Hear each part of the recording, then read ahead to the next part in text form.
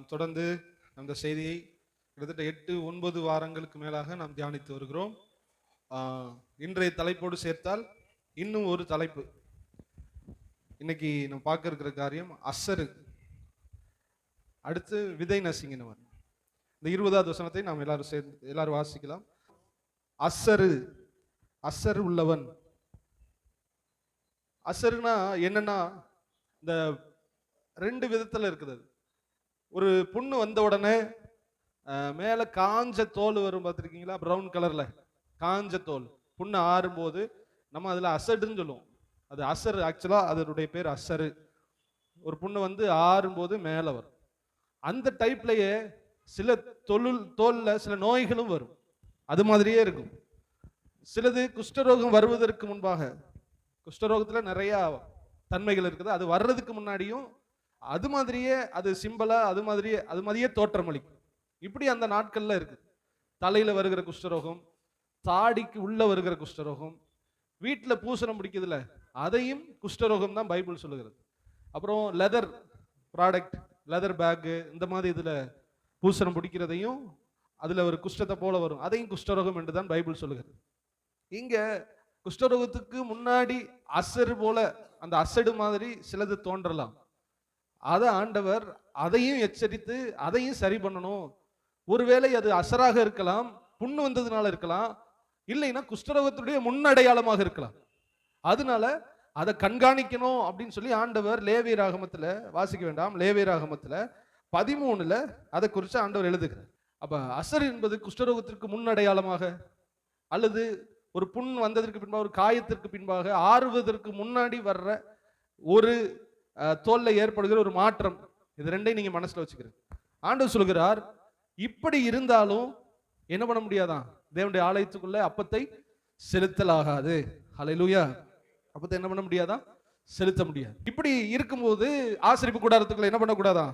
உள்ள அப்பத்தை செலுத்தக்கூடாது. கரெக்ட். ஆதாரத்துக்காக லேவியராகமத்தின் புஸ்தகம் 13:6 எடுங்க பார்க்கலாம். ஒரு சந்தேகம் ஏற்படுகிறது, நல்லா கவனிச்சுட்டே வாங்க. ஒரு ஆளுக்கு உடம்புல ஒரு ஸ்பாட் அல்லது உடம்புல பல ஸ்பாட்ல தோல்ல ஒரு மாற்றம் உண்டாகிறது. அது ஒரு காஞ்ச அனுபவத்தை போல ட்ரையா இந்த சரீரம் வந்த உடனே நேர வந்து ஆசாரியன்ட்ட வர்றாங்க, பாஸ்டர்கிட்ட வர்றாங்க. என்னப்பா இது கையில எப்படி இருக்குது? இது குஷ்டரோகத்தினுடைய முன் அடையாளமாக இருக்கலாம் என்று சொல்லி கொண்டு வந்து ஆசாரியன்ட்ட நிறுத்துறாங்க. ஆசாரியன் என்ன பண்றான்? செக் பண்ணி பார்க்கறான், உணர்வு இருக்குதா ஃபர்ஸ்ட். ரெண்டாவது, எல்லா தோலையும் விட கொஞ்சம் அமுங்கி இருக்குதா, தோல் வீக்கா, சத வீக்கா, கொஞ்சம் அமுங்கி குழி விழுந்த மாதிரி இருக்குதா, ரெண்டாவது பார்க்கறான். பார்த்ததுக்கு அப்புறம் எனக்கு கொஞ்சம் சந்தேகமா இருக்கு, உன்னை நான் தனியா வைக்கிறேன்னு சொல்லிட்டு 7 நாள் தனியா வச்சு டெஸ்ட் பண்றேன். 7 நாள் நீ இருந்துட்டு திரும்ப வா, யாரோடையும் நீ பழகக்கூடாது, ஏன்னா அவங்களுக்கு அந்த குஷ்டரோகம் வந்துடும் அப்படின்னு சொல்லிட்டு திரும்ப 7 நாள் கழிச்சு வந்த உடனே திரும்ப அந்த தோலை பார்க்கறான். அது விரிவடைஞ்சிருக்கா, சுத்தி பரவி இருக்கா, அப்படியே இருக்குதா, குழி விழுகாம இருக்குதா, இல்ல அதுல உள்ள முடி வெள்ளை முடியா இல்லாம அது இருக்கிற கலர்லயே அந்த முடி கலர் இருக்குதா, இதெல்லாம் டெஸ்ட் பண்றான். எப்ப? 2வது 7 நாள். எல்லாம் மெடிக்கலுமே பைபிள்ல தான் இருக்குது, மெடிக்கல் சயின்ஸ் எல்லாமே. அப்ப 7 நாள் அனுப்பிட்டு பரவுதான் பார்க்கறான், 2வது 7 நாள் அனுப்பிட்டு பரவுதான் பார்க்கறான். 2வது 7வது நாள் சொல்றான், சரி இது பரவும் இல்ல, குழி விழுகவும் இல்ல, அதுல அந்த முடியும் கலர் மாறல, அதனால இது குஷ்டரோகம் இல்ல அப்படின்னு அவன் என்ன பண்ணிடுறான்? அனுப்பிடுறான். அனுப்பி அவன் போனதுக்கு அப்புறம் திரும்ப இது பரவ ஆரம்பிச்சிருச்சுன்னா நீ கன்ஃபார்ம் பண்ணிரு, அவனுக்குள்ள என்ன இருக்குது? குஷ்டரோகம் இருக்குது. அவனை இப்ப நீ குஷ்டரோகியா தீத்துரு அப்படின்னு சொல்லி இஸ்ரவேல் பாளையம், இப்படி இருக்குன்னா பாளையம் ஊருக்கு அவுட்டர்ல ஒரு குடிசை போட்டு இந்த குஷ்டரோகியை போய் அங்க வச்சிருவான். வச்சுட்டு இவன் முகத்தை எல்லாம் மூடிக்கணும். அந்த வீட்டு பக்கம் யாராவது வந்தா, எனக்கு குஷ்டம், எனக்கு தீட்டு, யாரும் என்கிட்ட வராதிங்க அப்படின்னு சொல்லி ஊருக்கு வெளியே தள்ளப்படுவான். யாரும் அவன் கிட்ட போக முடியாது. இன்னும் சொல்ல போனா, இவன் குஷ்டரோகம் பரவிருங்கிறதுக்காக அந்த நாட்கள்ல அவன் இருக்கிற குச்சோட எரிச்சு கூட விட்டுருவாங்க, துணியை எரிச்சிருவான், வீட்டை எரிச்சிருவான், அவங்கள யாருக்கிட்டையும் அண்ட விட மாட்டாங்க. இப்படி ஒரு நிலைமை வந்துடக்கூடாது அப்படின்னு சொல்றதுக்காக இந்த அசரு வரும்போதே ஆசாரியின் இடத்துல போய் அவன் காண்பித்து செக் பண்றான். இன்றைய செய்தி அதுதான்.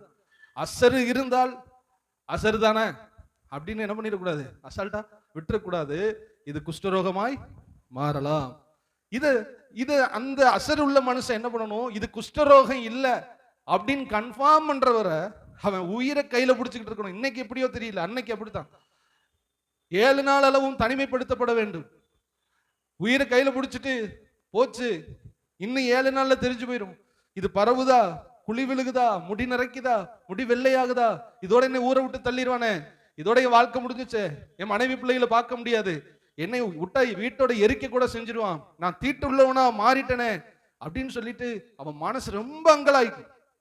ஆண்டவர் இருக்குது, அது இருக்குது, அது என்ன நீ கன்ஃபார்ம் பண்ணிக்க, அது அசருதான், அது குஷ்டரோகம் இல்லை, நீ விடுதலையாக்கப்பட்டவன் என்பதை நீ உறுதிப்படுத்திக்க. அந்த அசரு இருக்கிறவரை உன் மேல ஒரு சந்தேக பார்வை இருந்து கொண்டேதான் இருக்குது. அதனால அதை உறுதிப்படுத்திக்க, ஆசாரியன்ட்ட போய் நீ உறுதிப்படுத்து. இயேசு கிறிஸ்து குஷ்டரோகியை சுகமாக்குனதுக்கு பின்னாடி சொல்றாரு, நீ போய் மோசேயின் நியாயப்பிரமாணத்தின்படி ஆசாரியன் இடத்துல போய் என்ன பண்ணு, உறுதிப்படுத்தி காண்பித்து நீ பலி செலுத்திட்டு வா. அப்ப இவன் மாறுற வர அவன் மனசு அங்கலாய்க்கும். ஆண்டவர் சொன்னாரு, கன்ஃபார்ம் பண்ணிக்க, இது குஷ்டரோகம் இல்லைன்னு கன்ஃபார்ம் பண்ணி. எத்தனை பேர் செய்தி நீ கேட்ச் பண்றீங்க? இது ரொம்ப ஒரு இன்னைக்கு என் வாழ்க்கையிலேயே ஒரு 10 ஆண்டுகளாக ஆண்டவர் கிருபையில ஊழியம் செய்யறேன். இன்னைக்கு மாதிரி நான் செய்தி எடுக்க ரொம்ப கஷ்டப்பட்டதே இல்லை. ஒரு வார்த்தை தான் இருக்குது இந்த ஒரு அதிகாரத்துல, ஒரு சில இன்சிடென்ட் தான் இருக்குது அசரு அப்படின்னு. ஆண்டவரே பைபிளை எழுதினவரே சொல்லித்தாங்கப்பா சொல்லித்தாங்கப்பான்னு அழுது அழுது முட்டி முட்டி மோதி நீங்க நினைச்சப்ப என்னடா இவன் பெரிய பிரசங்கியார் மாதிரி செய்திக்கு வர்றான் அப்படின்னு. நான் அப்படி அவ்வளவு பெரிய பிரசங்கியார்லாம் இல்லை.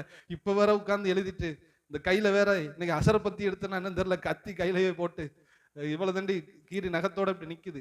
அதனால இந்த கையோட நான் கிளம்ப முடியாம, பைபிளையும் பரட்ட முடியாம இன்னைக்கு மாதிரி நான் கஷ்டப்பட்டதே இல்லை செய்திக்கு. அல்லேலூயா. எழுதி கொடுத்தவரே இன்னைக்கு சொல்லி கொடுத்துருக்கிறார். அதனால இந்த வார்த்தை ஆசீர்வாதமா இருக்குன்னு நான் நம்புறேன். அல்லேலூயா. இது எங்கேயும் போய் நம்ம தேடவும் முடியாது. எந்த நெட்டில் போய் எங்க தேட? அசருனா என்னன்னா அவன் போட்டோவா போட்டு வச்சிருக்கான், ஒண்ணுமே நம்ம கண்டுபிடிக்க முடியாது. வேதத்துல சில பொக்கிஷம் இருக்கிறது, அதை பொக்கிஷதாரர் தான் நமக்கு அதை தரணும். அல்லேலூயா. அப்ப இவன் உயிரை கையில பிடிச்சிட்டு இருக்கான். 7-7-14 நாள் நான் குஷ்டரோகி இல்ல, நான் நார்மலானவன் தான். ஆண்டவரும் நீ நார்மலானவன் சொல்லலாம், ஆனா 7-7-14 நாட்கள் நீ உறுதிப்படுத்தி நீ குஷ்டரோகி இல்லைங்கிறத நீ நிரூபிச்சாதான் நீ ஆலயத்துக்குள்ள நீ என்ன பண்ண முடியும், போக முடியும். இப்படி ஒரு நிர்பந்தமான நிலைக்குள்ள இந்த அசர் உள்ளவன் மாட்டிக்கொள்ளுகிறான். இன்னைக்கு இந்த அசரு அப்படின்னா என்ன? உங்களிடத்துல என்னிடத்துல இருக்கிற பாவத்தினுடைய அடையாளங்கள். இந்த தற்பரிசோதனை செஞ்சு உங்களுக்குள்ள இருக்கிற சில கேரக்டர்ஸ் நல்லா கவனிங்க. நம்ம எல்லாமே நல்லதுன்னு செஞ்சுக்கிருப்போம். மனுஷனுக்கு செம்மையாய் தோன்றுகிற வழிகள் உண்டு. ஆனா அது ஆண்டவருக்கு முன்னாடி எப்படி இருக்குது? அது ஆண்டவருக்கு உண்மையா இல்லை. அது ஒரு மரண வழிகளாக செம்மையான வழி இல்லாததா இருக்குது. நமக்கு செம்மையான வழி, ஆண்டவருக்கு அது செம்மையான வழி அல்ல. இன்னைக்கு அசரை என்று சொல்லும்போது நீங்கள் நான் என்ன செய்யணும்னா, உங்க வாழ்க்கையை என் வாழ்க்கையை பரிசோதித்து பார்க்க வேண்டும். ஒரு காரியத்தை செஞ்சுக்கிட்டு இருக்கேன், என் மனசு சரின்னு சொல்லுது, ஆனா ஒரு சந்தேகம் எனக்கு என்ன பண்ணுது இருக்குது. இது சரிதானா? இது தேவன் நடத்துகிறது தானா? இது வேதத்தின்படி சரிதானா? இது அசரு தானா அல்லது இது குஷ்டரோகம் தானா என்பதை ஆராயக்கூடிய இடத்துல நீங்களும் நானும் இருக்கிறோம். பைபிள் சொல்லுகிறது, தாவீது சொல்லுகிறான் சங்கீதம் 139:25, வேதனை உண்டாக்கும் வழிகள் உண்டோ என்று அறிந்து என்னை நித்திய வழியிலே என்னை நடத்து. தேவனே என்னை நீர் ஆராய்ந்து, தாவீது சொல்லுகிறான் ஆண்டவரை பார்த்து, தேவனே நீர் என்னை ஆராய்ந்து என்னுடைய இருதயத்தை என்ன பண்ணும், அறிந்து கொள்ளும், என்னை சோதித்து என் சிந்தனைகளை அறிந்து கொள்ளும். ஆண்டவரை பார்த்து நீங்கள் நான் கேட்கணும், ஆண்டவரே என்னை நீர் ஆராய்ந்து பாரும். அல்லது நீங்க உங்களை கேட்கணும், என்னை நீர் ஆராய்ந்து பாரும், நான் செய்கிறது சரிதானா, நான் வாழ்கிறது சரிதானா, இது தேவனுக்கு பிரியம் தானா, ஆராய்ந்து என் சிந்தனைகளை அறிந்து கொள்ளும். அடுத்து சொல்றாரு, இது உமக்கு வேதனை உண்டாக்குமானால் நீர் சோதித்து நித்திய வழியிலே நீர் என்னை நடத்துவீராக. ஹல்லேலூயா. இன்னைக்கு எல்லாரும் எல்லாமே செய்யறாங்க, ஆனா அது தேவனுக்கு பிரியமா?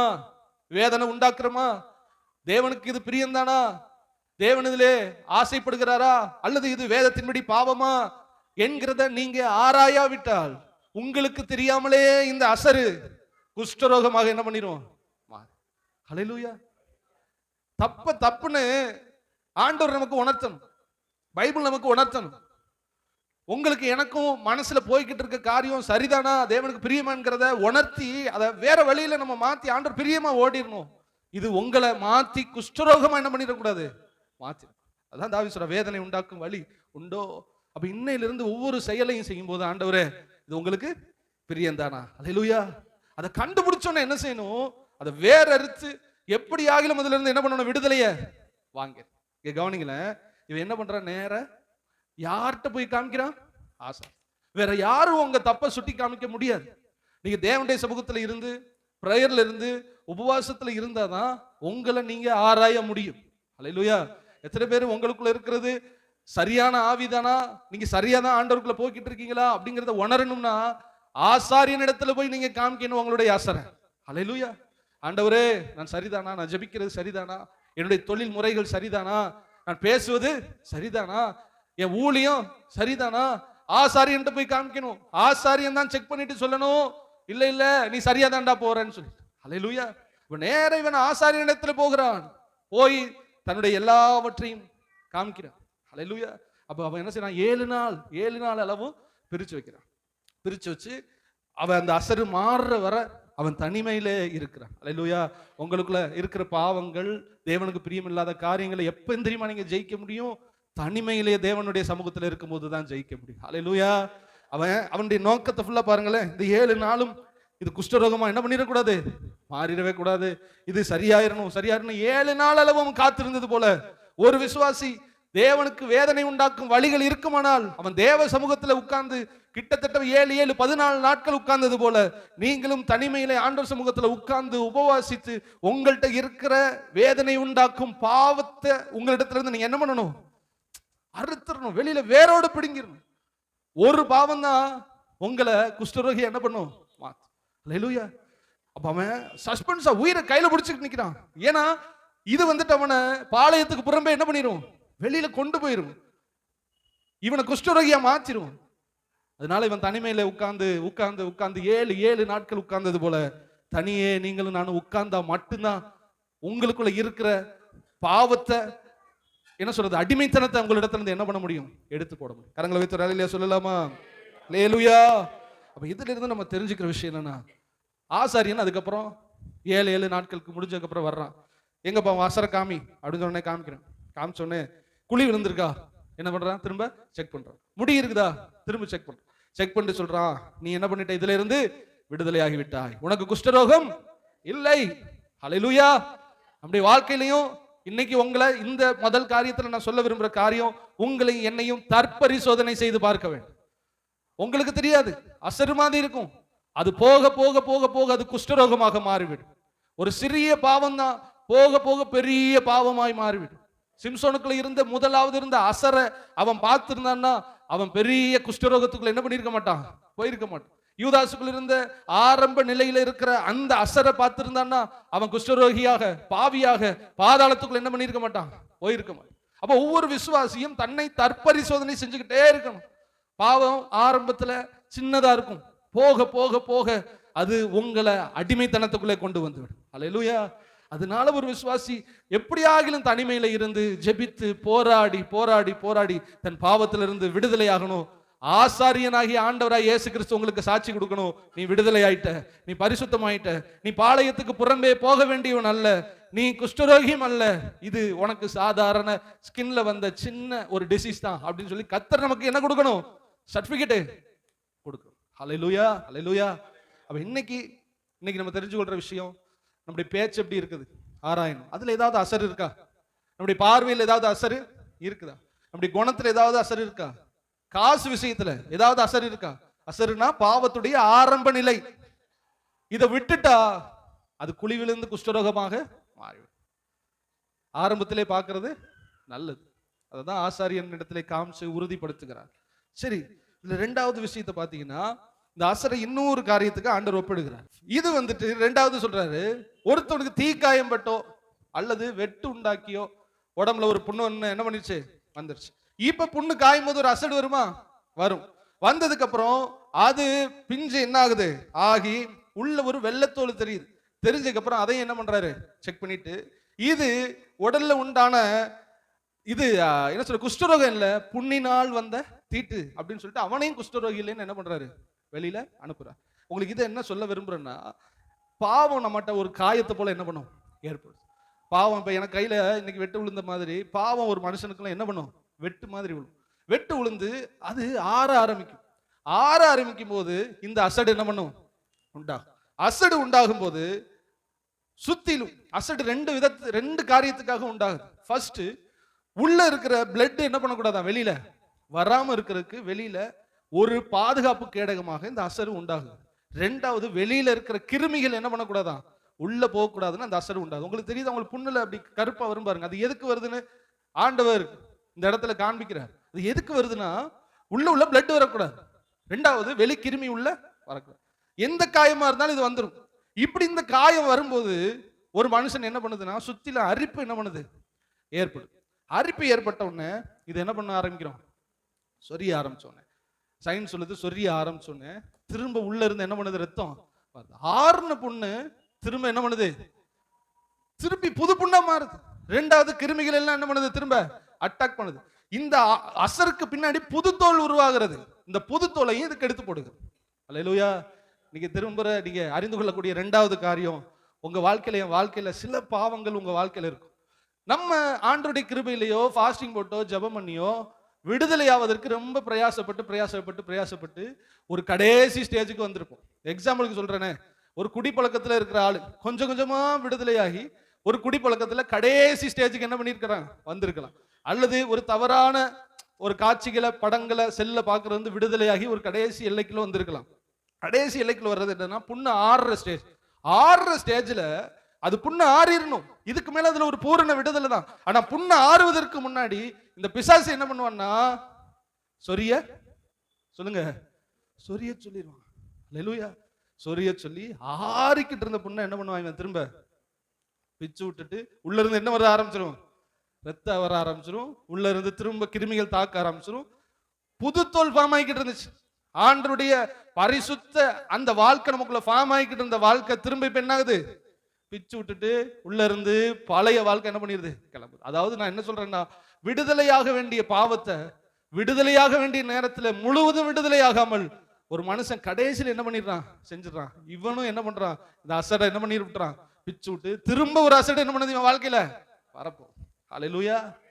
ஃபர்ஸ்ட் என்ன சொன்ன, உங்களை தற்பரிசோதனை செஞ்சு பார்க்கணும். அது குஷ்டரோகம் இல்லை நீங்க நிரூபிக்கணும். ரெண்டாவது, நீங்கள் விடுதலையாக்க விட வேண்டிய பாவம் நிறைய இருக்குது.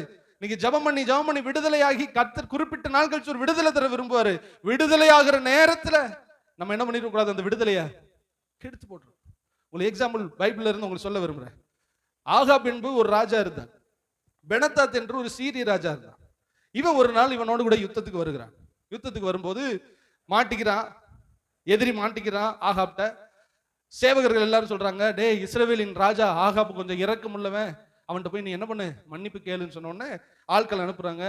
நீ ரொம்ப இரக்கம் உள்ளவரு, நாங்க மாட்டிக்கிட்டோம், நீங்க என்னை விடுதலை ஆக்கிருங்கன்னு சொன்ன உடனே மாட்டி அவனை கொல்ல வேண்டிய சீரிய ராஜாவை பார்த்து ஆகாப் சொல்றான், நீ என்னுடைய சகோதரன், நான் உன்னை என்ன பண்ண மாட்டேன், கொல்ல மாட்டேன் அப்படின்னு சொல்லிட்டு எதிரிய விடுவிச்சுட்டு கொல்லாம விடுவிச்சுட்டான். விடுச்ச உடனே ஒரு எலியா தீர்க்கதரிசி அசிஸ்டன்ட் ஒரு தீர்க்கதரிசி வந்து வேகமா அவனை பார்த்து ஆகாபை பார்த்து கேட்பான், ஆகாப் ராஜாவே, உன் கையில ஒப்பு கொடுத்த எதிரியை நீ என்ன பண்ணிட்ட, விட்டுட்ட.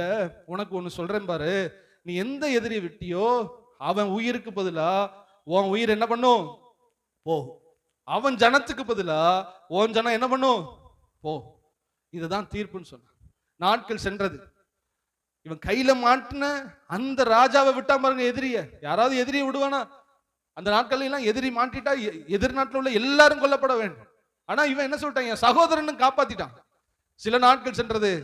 இந்த ஆகாப் ராஜா பெனத்தாத் கையில மாட்டும் போது ஒரு வேஷம் தரிச்சு யுத்தத்துல நிக்கிறான். மாறு வேஷத்துல நிற்கும் போது அவன் நாட்டில் உள்ள ஒருத்தவன் அம்பு விடும்போது அந்த அம்பு பாய்ந்து அவனுடைய இருதயத்துல குத்தி ஆகாப் ராஜா இறந்து போகிறான். எந்த அசிரிய ராஜாவாகிய பெனத்தாத்தை விட்டானோ பாவம்னு பார்த்து அதே ராஜா கையிலேயே ஆகாப் ராஜா செத்து போனார். நல்லா கவனிக்கணும், எல்லாரும் பாவம் செய்யறவங்க தான். ஆனா நீங்க அதிகமா நல்லா ஜெபம் பண்ணி ஆண்டவர் கிருபையில சில போராட்டத்திலிருந்து நீங்க விடுதலையாக ஸ்டேஜ் வரும்போது உங்க அசரு திரும்ப என்ன பண்ணிட கூடாது, சொல்லுங்க, சொரிஞ்சிடக்கூடாது. உங்க குடும்பம் ரொம்ப நாள் கழிச்சு ஆசீர்வாதமா வர்றதுக்கு உங்களை தகுதிப்படுத்தி ஆண்டவர் அப்படியே கொண்டு வந்து நிறுத்தும் போது, நீங்களும் நானும் பழைய காரியத்துக்கு போய், பழைய பிரியமில்லாத காரியத்துக்கு போய் அந்த அசரை என்ன பண்ணிடக்கூடாது, சொரிஞ்சு விட்டுறக்கூடாது. சொரிஞ்சு விட்டா என்ன நடக்கும்? உங்களுக்கு ஒண்ணு தெரியுமா? மேல அசடு ஃபார்ம் ஆகும்போது கீழே என்ன நடக்குது தெரியுமா? புதுத்தோல் ஃபார்ம் ஆகிக்கிட்டு இருக்குது. மேல காயம் ஆறிக்கிட்டு இருக்கும் போது நல்லா கவனிக்கணும். உங்க பாவத்தை அழிக்கக்கூடிய காயத்தை ஒரு பக்கம் ஆற்றும் போது தேவன் உங்களை குறிச்சு ஒரு புது திட்டத்தை பின்னாடி வச்சுக்கிட்டே வர்றாரு. புது திட்டம் நிறைவேற காலம் வரும்போது நம்மளுக்கு என்ன பண்ணுது? தோலை பிச்சு எரிஞ்சு. ஏன்னா இருக்க முடியல.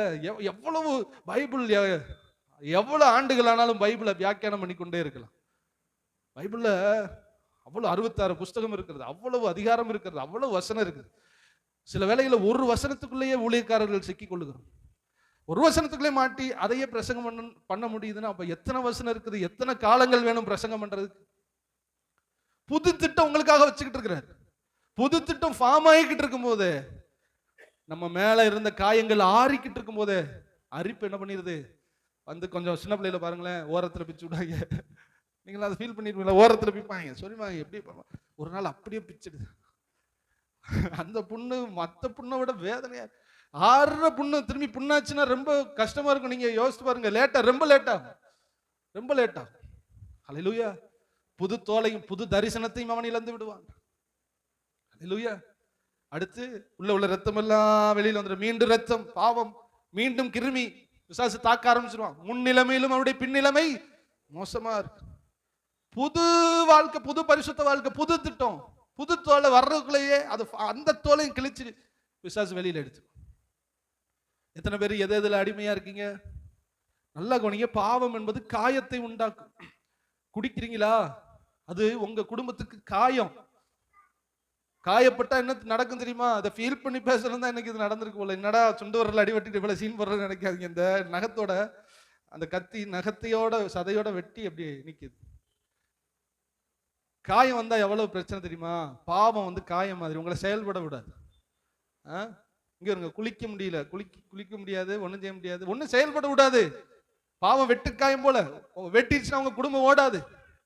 காயப்படக்கூடாது ஒரு மனுஷன், பாவத்தினால காயப்படக்கூடாது. குடிக்கிறது பாவம், ஸ்மோக்கிங் பாவம், பொய் பாவம், பொறாமை பாவம், சினிமாவுக்கு அடிக்ஷன் பாவம், தவறான படங்களுக்கு அடிக்ஷன் பாவம், எல்லாமே பாவம். வர வர அது காயம் இருக்குமானால் உங்க குடும்பத்தை நீங்க நகர்த்த முடியாது. நீங்க இதை புரிஞ்சுக்கிறீங்க. உங்க உடம்புல ஆரோக்கியம் இருக்காது, உங்க குடும்பத்துல ஆரோக்கியம் இருக்காது, உங்க தொழில ஆரோக்கியம் இருக்காது. பாவம் வேதனையை தான் கொடுக்கும். பரிசுத்தமா வாழ்றது தான் உங்க சந்தோஷத்தை கொடுக்கும். அப்ப வெட்டுப்பட்டு காயம் பட்டால் சீக்கிரம் ஆறுற வேலையை பார்க்கணும். இது எப்படா ஆறும் இருக்குது? பைபிள் புரட்டணும், படிக்கணும், மைக்கு பிடிக்கணும், நிறைய வேலைகள் இருக்குது. இப்ப காயம் ஆறுனா தான் நம்ம தொழிலே நடக்கும். கை காலில் காயப்பட்டா தொழில் எப்படி பார்க்கறது? அது மாதிரி பாவ காயம் பட்டால் வாழ்க்கை நகர்த்த முடியாது, உங்க வாழ்க்கை மூவ் ஆகாது. ஆண்டவர் தம்முடைய ரத்தத்தால சீக்கிரம் ஆற்றணும். ஆறி அசடு வர்ற வேலையில பிச்சு கிச்சு விட்டுறாதீங்க, அது ரொம்ப கஷ்டம். அவர் உங்க மேல வச்ச இறக்கம். சில பேர்லாம் விடுதலையாகி நல்லா வந்துகிட்டு இருப்பீங்க. நல்லா நிறைய தடவை பிச்சு விட்டுருக்கேன், ஆவிக்குரிய அசடை. அதனாலதான் உங்கள்ட்ட தைரியமா பேசுறேன். சில வேளை கையில ஒப்பு கொடுப்பார், உங்க குடும்ப பிரச்சனையை கையில கொடுப்பார்.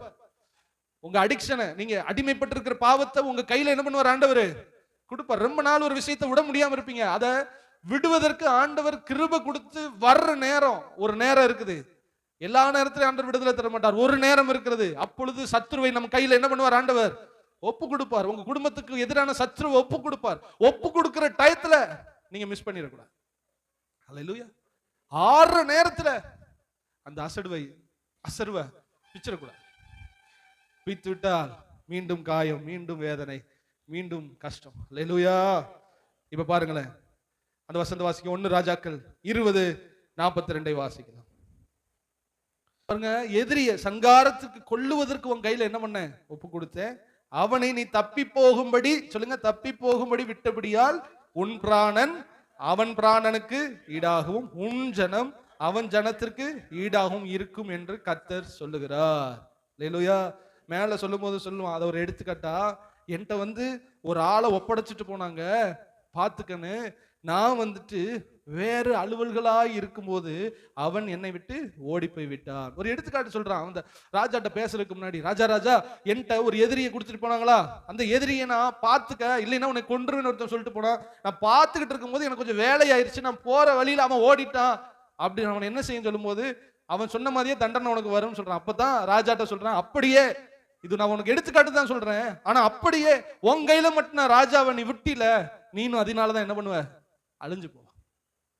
இப்ப நம்ம வாழ்க்கையில கர்த்தர் ஒரு விடுதலை தர விரும்புகிறார். நல்லா கவனிங்க, உங்க வாழ்க்கையில நீங்க பாவத்திலிருந்து விடுதலையானா மட்டும்தான் உங்க வாழ்க்கையில மேன்மையும் ஆசீர்வாதமும் வரும்.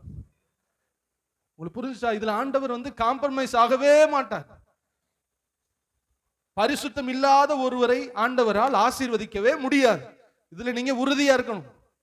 அவருக்கு நம்ம செல்ல பிள்ளையா இருக்கலாம், நம்ம மேல பெரிய தரிசனம் இருக்கலாம், உங்களை குறிச்சு பெரிய திட்டம் இருக்கலாம். ஆனா அது எல்லாம் நடக்கணும்னா கடவுளுக்கு முன்னாடி நீங்க சுத்தமா வாழ்ந்தாதான் கடவுளுடைய ஆசீர்வாதத்தை நீங்க வாங்கிக்கிற முடியும். இது வர அத நீங்க சுத்தமாகிற வர உங்க ஆசீர்வாதம் தாமதிச்சுக்கிட்டே தான் இருக்கும். கடவுள் நினைச்சாலும் உங்களை ஆசீர்வதிக்க முடியாது. கடவுளுடைய உண்மையான மனநிலை, அவர் சுத்தமுள்ளவர். அவர் சுத்தமா இருக்கிற இடத்தில் தான் அவர் இருப்பார். அப்போ ஒரு மனுஷனை ஆசீர்வதிக்க விரும்புகிறார், ஆனால் அதற்கு முன்பாக அவன் யாரா மாறணும்? பரிசுத்தவானாய் மாற. நான் அடிக்கடி சொல்லுகிற ஒரு எடுத்துக்காட்டு உண்டு. நீங்க நல்லா சமைச்ச ஒரு பொருளை பசியோட ஒரு ஆளுக்கு கொடுக்க ஆசைப்படுவீங்க. ஆனா அவன் வச்சிருக்கிற அசிங்கமான தட்டுல உங்க உணவை என்ன பண்ண மாட்டீங்க, போடுவீங்களா? யாராவது மட்டன் வாங்கி நெய் ஊத்தி பிரியாணி செஞ்சு கஷ்டப்பட்டு ஒருத்தர் பிச்சை கேட்கும் போது அவன் வச்சிருக்கிற அசிங்க தட்டுல என்ன பண்ண மாட்டான், ஒரு நாளும் போட மாட்டான். சுத்தமானாதான் அவன் கையில நம்ம கொடுப்போம். அது போலவே கர்த்தர் நிறைய ஆசீர்வாதம் உங்களுக்காக வச்சிருக்கிறாரு. ஒன்னே நீங்க புரிஞ்சுக்கணும், நீங்க சுத்தமாகிற வர நீங்க பரிபூர்ணமான கடவுளுடைய ஆசீர்வாதத்தை வாங்கி கொள்ளவே முடியாது. பாவம் செய்கிற இடத்துல கர்த்தர் ஒரு மனுஷனை ஆசீர்வதிக்க முடியாது. முற்றிலும் விடுதலையாக வேண்டும். அப்ப எதுல விடுதலை ஆகணும்? எல்லாத்திலையும் நம்ம என்ன பண்ணணும்? விடுதலையா. ஹல்லேலூயா. எல்லாம் விடுதலையா. பூரண விடுதலையானா தான் பூரணமான ஆசீர்வாதத்தை கர்த்தர் தர முடியும். இல்லைன்னா நம்ம என்ன பாவம் செய்யறோமோ அதே பாவமே நம்மளை என்ன பண்ணிரும், கொஞ்ச நாட்கள்ல அழிச்சு. ஹல்லேலூயா. சவுலை குறிச்சு ஒரு காரியம் சொல்றேனே. சவுலு அமலேக்கியரை முழுசும் அழிக்க சொன்னார். அவன் கொஞ்சம் பேரை விட்டுட்டான். கடைசியில சவுலை எதிரிகள் துரத்திட்டு வர்றாங்க. ஒரு கத்தியை ஊனி சவுலு மேல என்ன பண்ணிட்டாரு, விழுந்து தற்கொலை பண்ணிட்டார். சாகல, உயிர் துடிக்குது, ஆனா என்ன பண்ணல, உயிர் போகல. அப்போ ஒரு வாலிப பைய போறான். எதுக்கு போறான்? போறவனை கூப்பிடுறான். எதுக்கு கூப்பிடுறான் தெரியுமா? எனக்கு உயிர் என்ன பண்ண மாட்டேங்குது, போக மாட்டேங்குது, என் தலையை என்ன பண்ணிரு, வெட்டிடுறா அப்படின்னு சொல்லும்போது ஒருத்தனை கூப்பிடுறான். ஏய் தம்பிங்க வா. யாரா அது? சவுலு. நீ யார் தம்பி, நீ யாருன்னு கேட்கும் போது அவன் ஒரு வேர்டு சொன்னான், நான் அமலேக்கு. என்ன வேர்டு சொன்னா? சவுலுக்கு குத்தி இருக்கும் மனசு. எல்லா அமலேக்கரையும் கொல்ல சொன்னானே, நான் கொல்லலையே. இன்னைக்கு அந்த அமலேக்கின் கையிலேயே என் உயிர் என்ன பண்ண போகுது, போகும். நம்ம வாழ்க்கையிலையும் உங்களுக்கு ஆறிக்கிட்டு இருக்கிற பாவ வடுக்கள் சீக்கிரம் ஆறும்படி கொஞ்சம் அதை என்ன பண்ணுங்க, விட்டுருங்க. திருப்பி சொரிஞ்சிடாதீங்க. திருப்பி குடிப்போம், திருப்பி ஆராதனையை கட்டடிப்போம், திரும்ப ஒரு படத்தை பார்ப்போம், திரும்ப ஒரு சீரியலை பார்ப்போம், திரும்ப ஒரு பொய்ய சொல்லுவோம். பரிசுத்தம் இல்லாமல் ஒருவனும் தேவனை தரிசிக்கவே முடியாது. அல்லேலூயா. ரெண்டு அசர்களை பார்த்திருக்கோம். ஃபர்ஸ்ட், குழி விழுவதற்கு முன்னாடி நீங்கள் பரிசோதனை செஞ்சு 7 நாள் அளவும் காத்திருந்து ஆசாரியன் இடத்துல சாட்சி வாங்கி, அது பாவம் இல்ல, பாவத்திலிருந்து விடுதலை ஆயிட்டேன்னு ஆண்டவருக்கு முன்னாடி நீங்க என்ன பண்ணணும், சாட்சி வாங்க. ரெண்டாவது, உங்கள் விடுதலையாக்கப்பட்டு பூரண விடுதலை அடைகிற நேரத்துல நீங்கள் செய்த பாவத்தை மீண்டும் செய்யாதபடி பார்த்துக் கொள்ளுங்கள். இது பின்னாடி பெரிய காயமா என்ன பண்ணிரும். இன்னைக்கு கொஞ்சம் உங்களை ஆண்டவர் ஒரு முன்னேற்றி கொண்டு போறாரா ஸ்பிரிச்சுவலா, இந்த கயத்தை பிடிச்சிட்டு எப்படியாவது என்ன பண்ணிருங்க. கடலுக்குள்ள ஒருத்தவன் மூழ்கிட்டு இருக்கும்போது ஒரு கயிறை தூக்கி போடுறான். டேய், இந்த ஒரு கயிறு தான் இருக்கு, எப்படியாவது பிடிச்சிட்டு என்ன பண்ணிட்டு கரை சேர்ந்து ஒரு மிதக்கிற ஒரு கட்டை தாண்டா இருக்கு, இதை மிதந்துட்டு வந்துடுறா அப்படின்னு சொல்ற மாதிரி உங்க வாழ்க்கையில முன்னேறக்கூடிய ஒரு ஸ்டெப் ஆண்டவர் கொடுத்திருக்கிறார். இதை பிடிச்சுக்கிட்டு எப்படியாவது வந்துடணும். இதை விட்டு திருப்பி நீங்க ரிட்டர்ன் வந்தீங்க, உங்களுடைய முன்னிலைமையிலும் பின்னிலைமை ரொம்ப ரொம்ப என்னமாயிரும், மோசம். இதெல்லாம் நான் அனுபவிச்சுதான் நான் சொல்றேன். ரொம்ப நாள் அசடுகளை பிச்சது போல நான் விட்டு வந்த பாவங்களை அநேக நாள் செய்தது உண்டு. ஒரு 100 படி ஏறுவேன், பிச்சு விட்டுட்டு 20 படி இறங்கிடுவேன். என் வாழ்க்கை அப்படியே போய் இப்பதான் புண்ணு ஆறி அதான் உதிரணும். சொல்லுங்க, அசரு அதான் பிச்சிடக்கூடாது, அதான் உதிரணும். உதிர்ந்த உடனேதான் புது தோல் வெளியில வர, பழைய தோல் கீழே என்ன பண்ணிடும், இப்ப அசடு விழுற நேரம் விழுந்துருச்சு, எனக்கெல்லாம் விழுந்துருச்சு. விழுற நேரத்துல நான் சொரிஞ்சு விட்டேன்னா உங்களுக்கு முன்னாடி நான் இங்க நிக்கவே முடியாது. நான் ஒண்ணு உணர்ந்தேன், நம்ம ஆண்டவர்களை எவ்வளவு நம்ம உண்மையா பரிசுத்தத்தை நிரூபிச்சு காமிச்சுக்கிட்டே இருக்கோமோ அவ்வளவா ஆண்டவர் நம்மை உயர்த்தி கொண்டே இருப்பார். கொஞ்சத்தில் உண்மை உள்ளவனை கர்த்தர் அநேகத்தில் ஆசீர்வாதமாய் வைப்பார். பரிசுத்தம் இல்லாமல் கர்த்தர் ஒருவனை பயன்படுத்த முடியாது, பயன்படுத்த மாட்டார். புரிஞ்சுச்சா? ஒரு விஷங்கலந்த சாப்பாடை ஒரு முதலாளி கல்யாண வீட்டுக்கு விருந்து போடுவாரா? சொல்லுங்களேன். நான் பைபிள் தான் சொல்றேன். நிறைய பேர் இருந்தாங்க, ஒரு 50 பேர், பசி. எலிசா சொல்றாரு, கூழ் காய்ச்சுங்கடான்னு. ஒருத்தன் போய் பேய் கொமட்டி எடுத்துட்டு வந்துட்டான், விஷம் எடுத்துட்டு வந்து இடிச்சு பானையில கூழ கரைக்கும். கீரை நினைச்சு விஷத்தை எடுத்துட்டு வந்துட்டு காய்ச்சிக்கிட்டு இருக்கும் போது எல்லாருக்கும் பசி உண்டாகுது. இப்ப ஊத்துறாங்க. இவன் காய்ச்சின ஒரு பய காய்ச்சினது இப்ப 100 பேர் சாக போறாங்க. ஊத்துறான், கப்பு கப்பா ஊத்தியாச்சு. எல்லாருக்கும் பசி தாங்க முடியல, எடுத்து குடிக்க போறான். ஒருத்தவன் டேஸ்ட் பண்ணான்ல, உள்ள சாவு இருக்குது, விஷம் இருக்குது, கத்த ஆரம்பிச்சு. கத்த உடனே, ஏய் நிறுத்து, நீ வச்ச ஒரு பானை இப்ப எல்லாருக்கும் என்னவா மாறப்போகுது?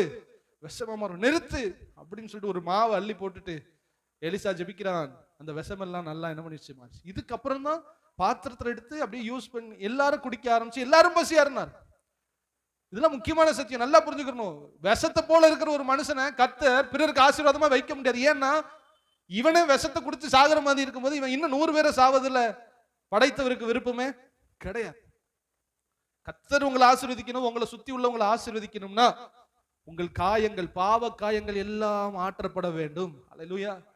அது முற்றிலும் மாறணும். அது அதா உதிரணும். சொல்லுங்க, அது அதா நம்ம பிக்க கூடாது. அதா புது காயம் புது தோல் ஃபார்ம் ஆகி விழுவது போல கர்த்தர் உங்க எல்லா காரியத்திலிருந்து விடுதலை தருவாராக. விடுதலை தர தர தர உங்களுடைய தரிசனம் நிறைவேற ஆரம்பிக்கும். அல்லேலூயா. இன்னைக்கு நீ ஆண்டவர் பார்த்து சொல்லுங்க, ஆண்டவர் 2 காரியத்தை நான் கரெக்டா அதை உங்கள்ட்ட கொண்டு வர முடிஞ்சிச்சான்னு எனக்கு தெரியல, ஆனால் கன்க்ளூஷன்ல நான் உங்களுக்கு கொண்டு வந்து முடிக்க விரும்புறேன்.